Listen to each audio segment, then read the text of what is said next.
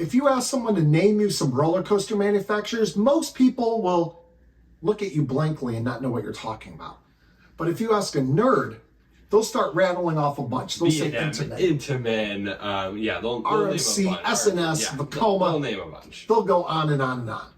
And that's today in 2024. But if you go back 20, 30, 40 years, the list would look much, much different. Yeah. Because there are a lot of defunct roller coaster manufacturers. So we went back and looked at all the defunct roller coaster manufacturers, and we came up with a list of the top ones that we could think of. So we didn't quite get a top 10 because there weren't enough to actually were worthy to make a top 10. We just thought of like the bigger ones, the ones that we know easily. Yeah, the ones that most people have ridden some of their rides. Yeah, or at least know what they are. Yeah, so let's get in. We got a top 7. So coming in at number 7, we have RCCA, which is an old wooden coaster manufacturer. They made stuff like Son of Beast at Kings Island. That's definitely their most famous coaster. And they have some coasters that are still around, like Bandit at Movie World Germany. But they're known for being very terrible rides, like very cheap wood and just like very rough. And that's one of the reasons why they are no longer with us. And that's one of the reasons why they're at the bottom of this list. Yeah. Now moving on to number 6, we have another wooden roller coaster manufacturer, because I don't think this company made any steel coasters. Mm-hmm. It is Dinn. They are known for such great roller coasters as Raging Wolf Bob's at the Old Geauga Lake, Mean Streak at Cedar Point, Thunder Run at Kentucky Kingdom. All the greats that everyone loves. So, of course, Mean Streak is famous for being one of the roughest coasters in the world, or at least it was. And that's why Cedar Point had to just completely revamp it and turn it into Steel Vengeance. And a little fun fact for you guys, whenever Cedar Point was looking to build a new roller coaster in 1989, what ended up being Magnum XL 200, they originally went to 4 different manufacturers. They went to Arrow, they went to Dinn, and I think Togo, and then one other, I can't remember, but they went to 4 manufacturers. And Dinn actually, they wanted to do what ended up being Mean Streak. So 2 years later, they ended up building what they wanted to for Magnum. Yeah, so that's a little fun fact for some Cedar Point knowledge along with Dinn. So now we are on to number 5, and we have Giovanola, or however you say it. Giovanola. Whatever this thing is. They're known for such great roller coasters like Goliath at Six Flags Magic Mountain. Titan at Six Flags over Texas. They have a knockoff. They're really just a knockoff B&M manufacturer. Like they're trying to build like B&M Hypers, but their own version. They have Giovanola Invert, which is just a knockoff B&M Invert at Goldry City, which is a park in South Africa. So, but it's just a knockoff B&M manufacturer that hasn't done anything really that great. We haven't ridden a Giovanola coaster because when we went to Six Flags Magic Mountain, Goliath was closed. Yeah, that was sad because we actually wanted to ride that thing. Yeah. Not that we thought it was going to be that great, but anyway. It's interesting. Anyway, that comes in at number 5. Now we are on to number 4, and we have Togo. Togo is an old out of Japan. They were a roller coaster manufacturer out of Japan.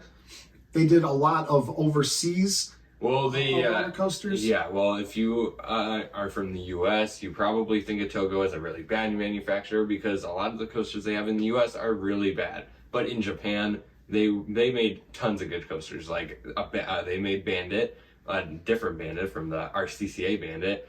They just have a ton of really good. And Bandit, fun fact about Bandit was the inspiration behind Magnum XL 200. So look, we're going back to Magnum XL 200 a lot. Yeah, but Togo has made a lot of coasters in Japan that are much better than the ones that they made in the US for whatever reason.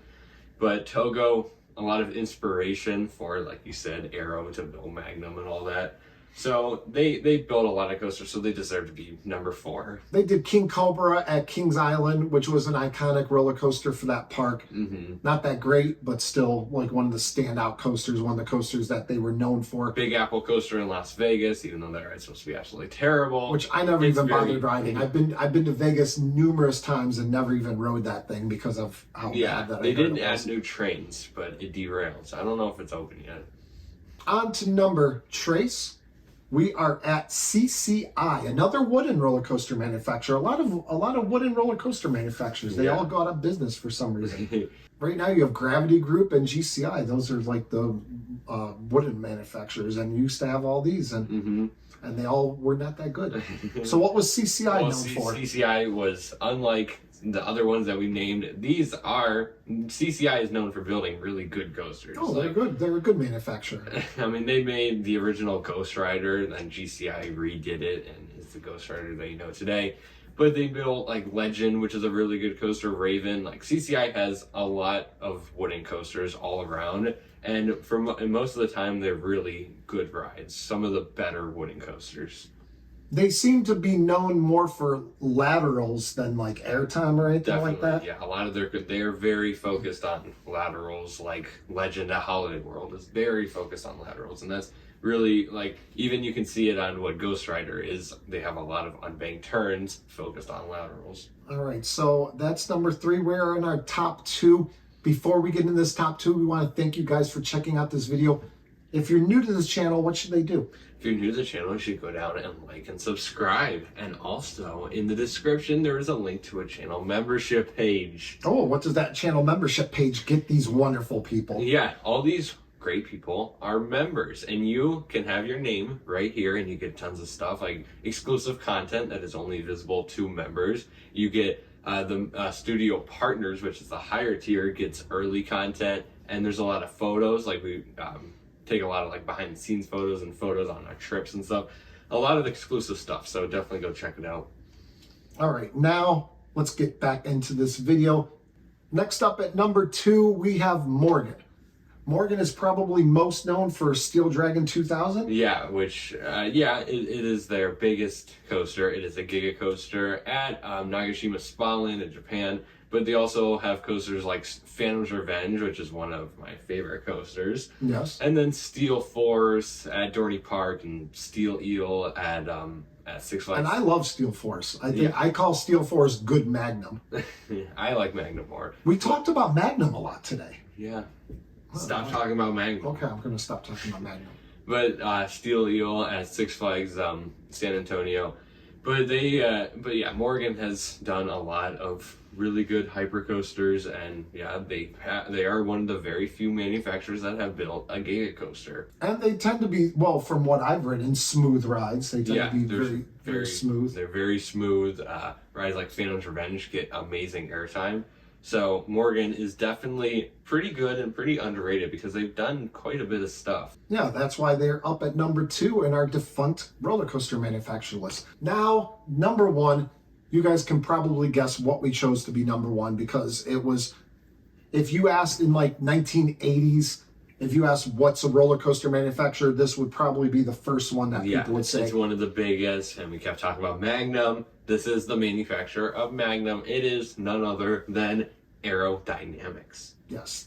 They are most known for Magnum XL 200, X2 at Six Flags Magic Mountain, which actually bankrupted them and made them go defunct and out of business. And Aero kind of turned into S&S, which is a manufacturer that is still around today. S&S, I think, kind of bought some of their technology or something. So there are similarities with S&S, but Aero has done maybe the most coasters out of any manufacturer. Like pretty much every park has either a boomerang or an Aero looper.